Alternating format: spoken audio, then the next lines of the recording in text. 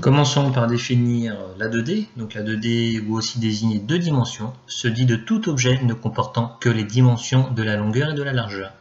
Donc ici nous avons un petit rectangle à gauche.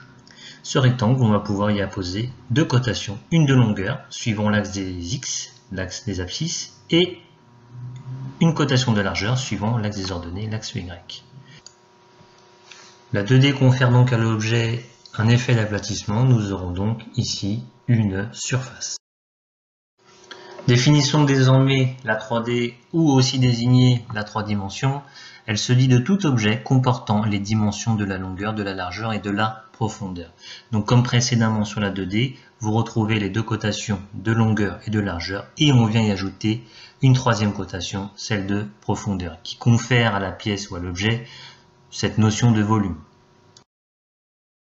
Je vous propose maintenant de caractériser ces notions sur des jeux vidéo.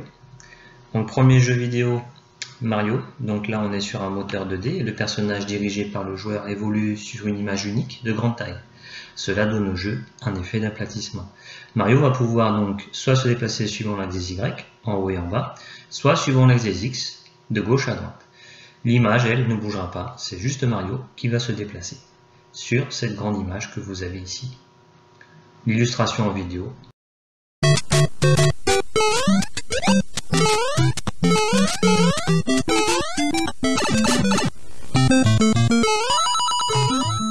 Voilà donc comment tourner les tout premiers jeux vidéo. Donc avec l'évolution des consoles, sont arrivés les moteurs 3D. Le personnage dirigé par le joueur peut se déplacer partout selon les 3 axes X, Y et Z. Il donne au jeu un effet très réaliste, proche de l'espace dans lequel nous vivons.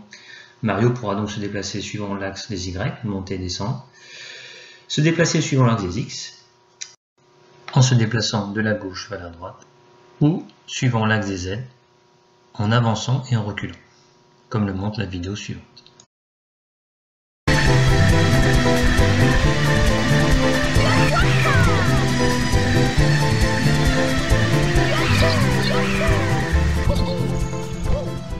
Illustrons désormais ces notions de 2D et de 3D dans le dessin technique.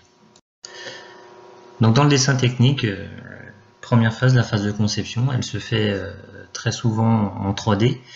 Certains domaines d'activité utilisent encore la 2D, notamment avec des logiciels comme AutoCAD. Aujourd'hui, le logiciel le plus répandu, c'est SolidWorks. Et dans des secteurs de pointe, comme dans l'automobile et l'aéronautique, vous êtes sur CATIA. La modélisation se fait pour ces logiciels-là essentiellement en 3D, comme nous pouvons le voir dans l'illustration suivante. Vous avez ici donc une chaîne de coulée. Ensuite vient la seconde phase, la phase de mise en plan. C'est dans cette phase-là que nous allons réaliser en 2D uniquement tous les plans qui vont permettre la fabrication et l'assemblage de la machine à l'atelier.